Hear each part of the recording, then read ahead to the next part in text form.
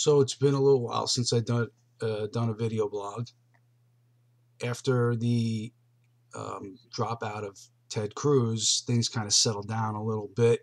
I wanted to kind of wait and see what happened next before I came back on. This week has been a little bit batshit crazy in terms of what is now going to be obviously the Trump versus Clinton campaign. Hillary went on TV yesterday, gave a scandalous speech against Trump, basically calling him a warmonger and saying that he should not be trusted with the nuclear codes because if somebody irritates him, he might nuke them. That is so out of line and so crazy that kind of bullshit to come from her. She cannot define what her campaign stands for.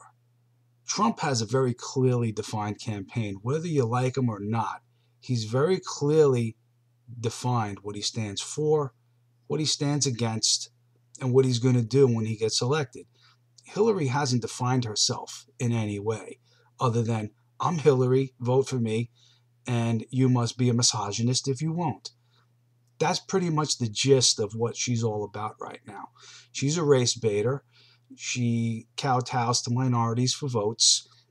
She won't hesitate to throw Caucasians under the bus in order to get those minority votes because she thinks that she can do it based on that and that alone.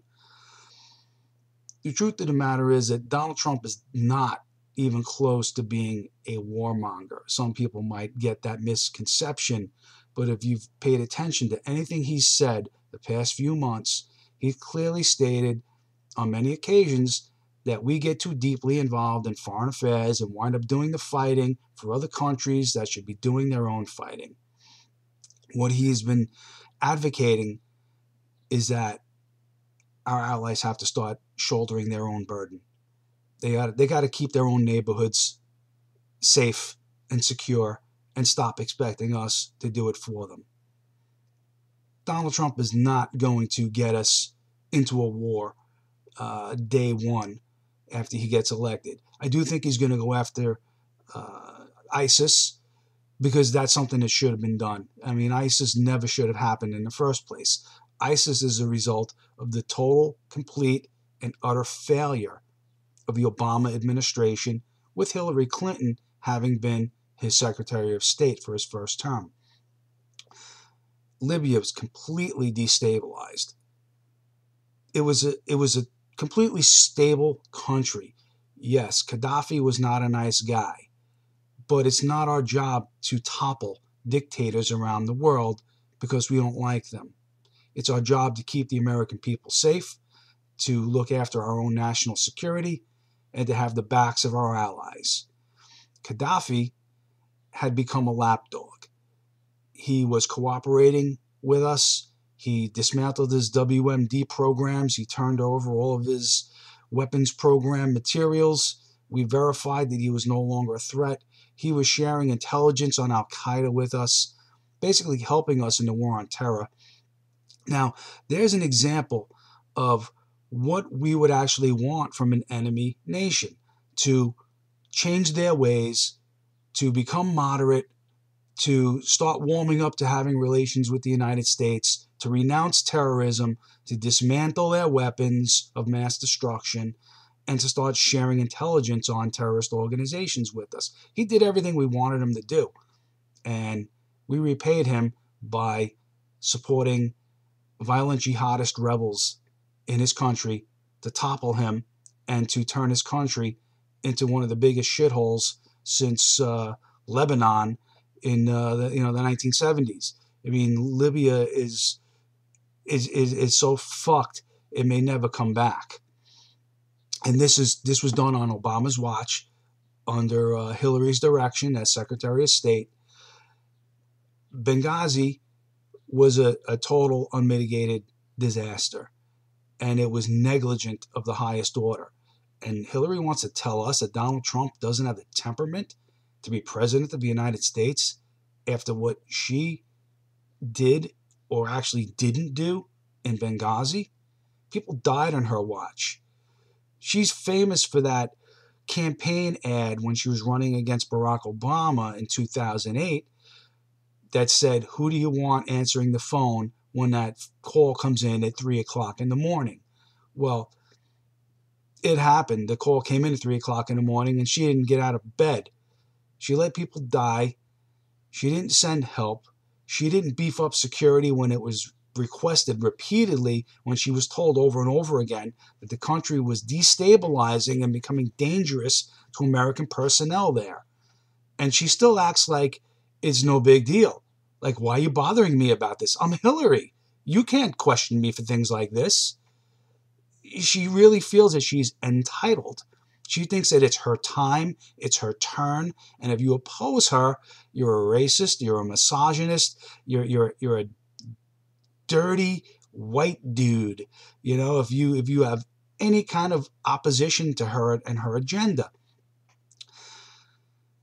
She doesn't have the temperament to be president of the United States. She doesn't have the qualities. She doesn't have any of the right stuff. From Whitewater to Benghazi, just read up on her history. Read up on all of the scandals that have followed the Clintons everywhere they've gone. There's like a black cloud over them everywhere they go. There's scandal and there's drama and there's bullshit. And do we really need that in the White House again? We, over on the GOP side, have come to the realization that we've had enough of the Bush dynasty. It's time to move on. You over there in Democrat land, you better snap out of it and come to the understanding the country's had enough of the Clintons. We don't need them anymore. It's time for them to just retire and ride off into the sunset and go away and just get out of public life already, because they've caused enough damage in this country. There's enough people that have been injured by the Clintons that we just don't need them anymore. Now, moving on, I'd also like to discuss the controversy surrounding Trump University. Oh, the media loves this one. They think this is a smoking gun. This is the one. This is a silver bullet that's going to take Donald Trump down. Trump University, scandalous. He defrauded all these poor students, all of these schnooks who went in for a get-rich-quick scheme thinking they were going to get rich quick. You've got to have common sense in this world if you're going to survive it. There are no get-rich-quick schemes, especially not in real estate. It's a complicated endeavor, and you got to have some wherewithal in order to navigate through it. And you also, if you're going to go to any type of school, whether it's tech school or college or university, anything at all, you have got to apply yourself, and it's on you as a student to excel, to take the knowledge that you've gained and to utilize it effectively in the real world. Now, to use a little analogy here, I went to tech school back in 1999 through 2000. And the school had very pushy salespeople. They would call repeatedly over and over again.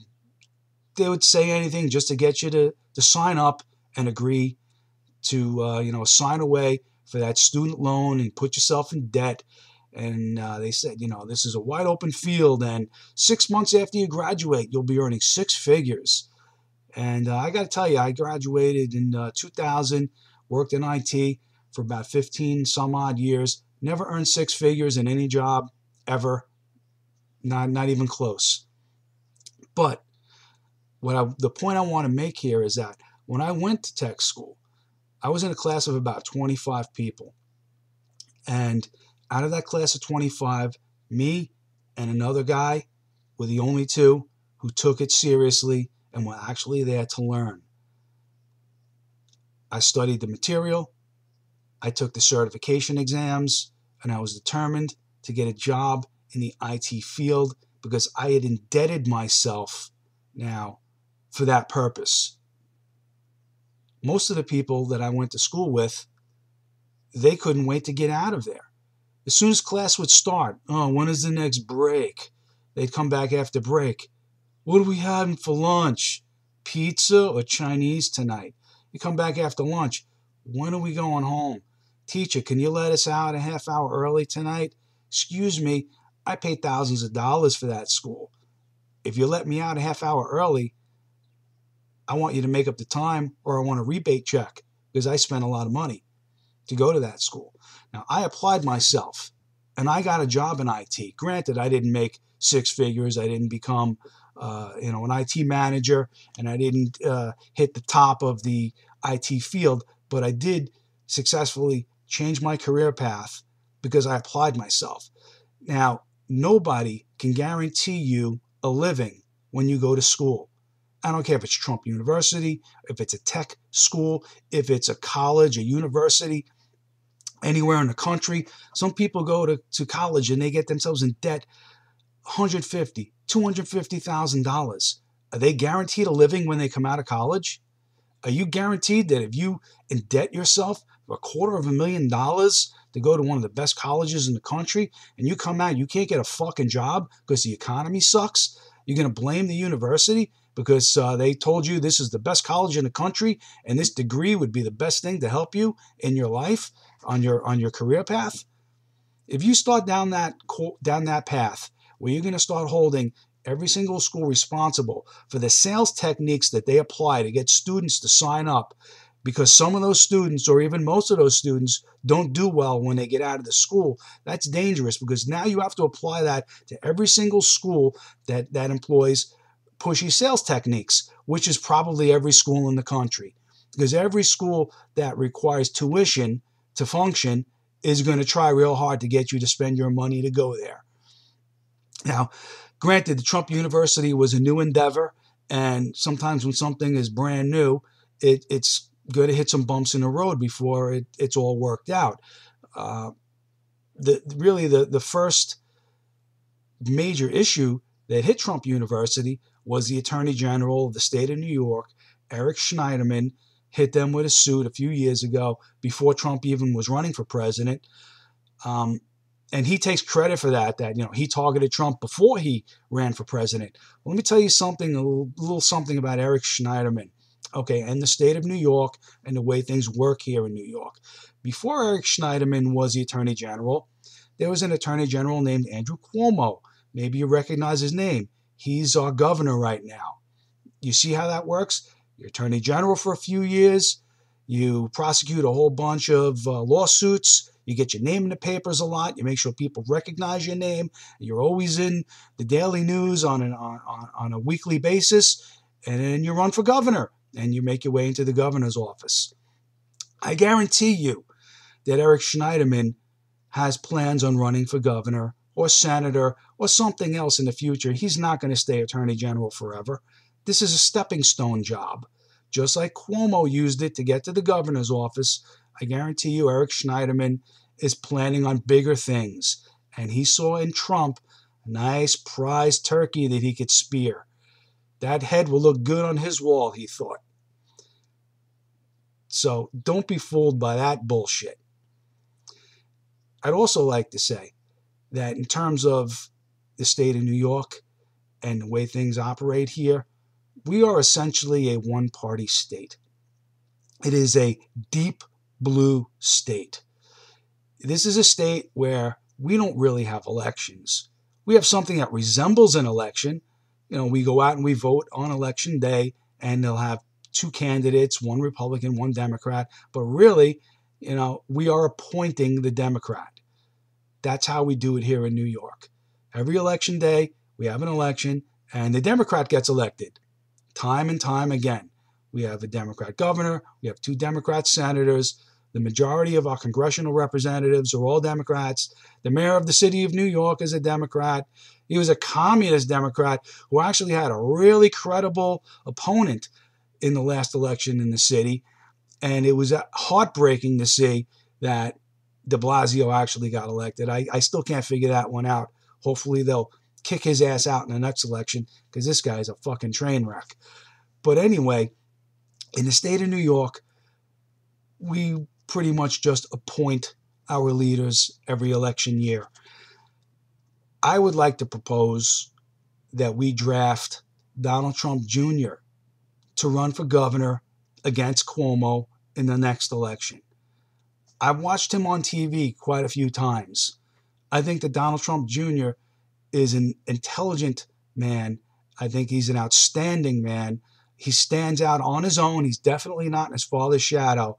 And I think that he's a brilliant guy who's got all the right stuff. And if he were to run against Cuomo, he would beat him. He would beat him. And we really need to shake things up in this state in a bad way. We need to break this monopoly that the Democrats have on the state of New York. If we can't, we'll never turn it into a red state, but at least we can make it into a purple state. At least it can be, can swing from Democrat to Republican from time to time. It's just heartbreaking and sickening in so many ways. Every year I go out and vote. I vote for a Republican, and I feel like I'm pissing in the wind and getting my own piss back into my fucking face. It's just ridiculous. This state, I think, will be in play in the upcoming presidential election in November. I think that this is Trump's home state. It's not Hillary's home state. She's going to try and say that it is because she lives here. Hillary doesn't have a home state. She goes wherever the political opportunity is. She came to New York because there was an open Senate seat here, and because she was guaranteed a victory, because we always elect Democrats, especially Democrats that have a name and a pedigree. So it was handed to her on a silver platter. That's why she came to New York. This is where she used New York as a springboard for her political career to get into bigger, better things. She's not a New Yorker. All you got to do is just follow her around and see how her vocal tone changes wherever she happens to be standing. She has a chameleon-like accent depending upon where she's standing and who she's speaking in front of. She's 100% full of shit.